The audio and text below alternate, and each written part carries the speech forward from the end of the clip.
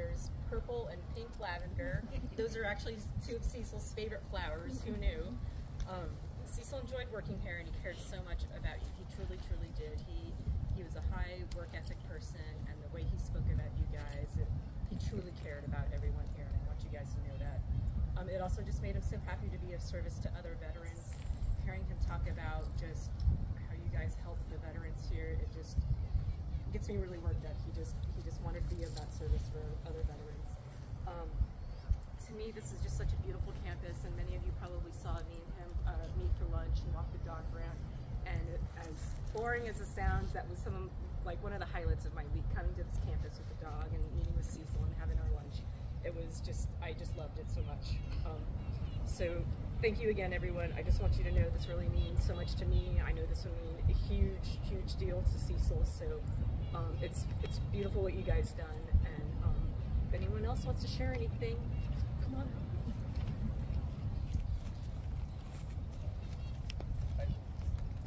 I'd like to share a story. I'm not very good at public speaking, but I think this story is funny enough to share. I don't know if most of you know this, but Cecil and I were planning on doing some off-road riding. He bought a dirt bike, an off-road bike. We planned on doing several camping trips. He wanted to go up and explore some areas that he was jeeping in, but he couldn't get to them because the jeep was too big, blah, blah, blah. We planned on doing this thing called the BDR, which is called the Back Road Discovery Route. So it's a trip, 6 or 7 day trip from the southern border to the northern border through Washington, mostly all off-road. So he bought himself a bike. He put a few accessories on it, and we kept talking. He said, hey, I need to take this thing out for a shakeout ride so I know what this bike will do. I said, all right. So we planned on it. Sunday we went out to Fort Lewis, out behind the Red Wing Casino. Lots of trails back there. 50% of them gravel, most of them hard packed. So he said it'd be a good shakeout ride. So we'd been riding about 45 minutes. I was always in the lead because I had the GPS tracks on my GPS. We had come down this one trail. We've been on this one trail for about, maybe a minute or two. And there was a blind corner. And right around that blind corner, there was a hill. A hill from hell is what I call it. I'm a pretty good rider. And even I was hesitant about going 30, 40 feet high. My guess is they probably used it for Humvee training or something like that. But so I pulled off on the side, and I expected Cecil to stop so we could talk about whether we were going to go up this hill or turn around. Well, Cecil had other ideas. I hear him coming up behind me, and he can't see me. He can't see that I'm stopped. So he comes around the hill, and he sees the hill. He kind of looks at me for a second, and all I could hear him say, "Oh, shit!" Gets down to the bottom of the hill.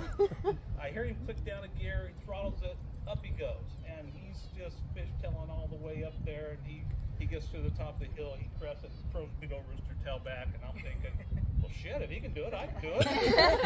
So I get back on my bike and head up the hill, and when I get to the top, he's already had his helmet off, and he just looked at me and says, holy shit, I can't believe I just did that. We high-fived each other, took a water break, went on riding for another 30, 40 minutes. My favorite part was the next day, coming into the paint shop where he always had breakfast, always bullshitting with everybody. I remember coming around the lockers, locking eyes on him. We just looked at each other and started laughing. We didn't have to say a word. We just knew why we were laughing. And that's really what Cecil was all about. He was becoming a good friend. He was an awesome boss. Guys like him only come around once or twice in a lifetime. I think we can all agree on that. He was definitely one of them.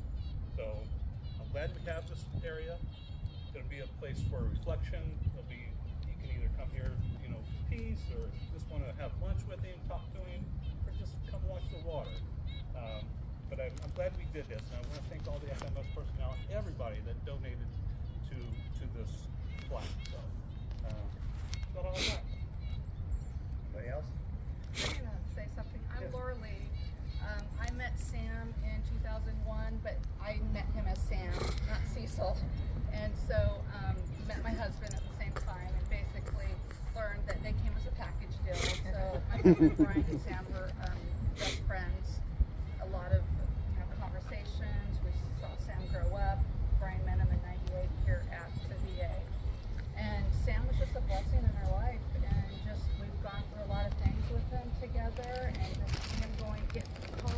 and then his job up at the mountain and all the other jobs.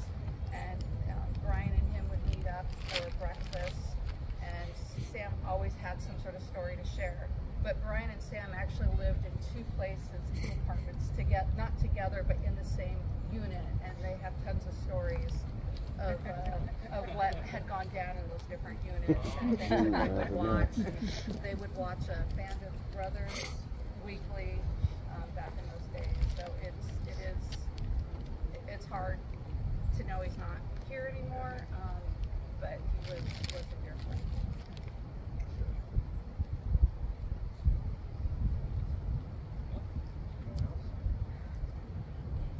Well, so let's unveil this. We thought, why a bench? Well, we caught Cecil out here on break a couple times. This is where he would get away from his computer and just clear his mind. So we thought a bench would be perfect.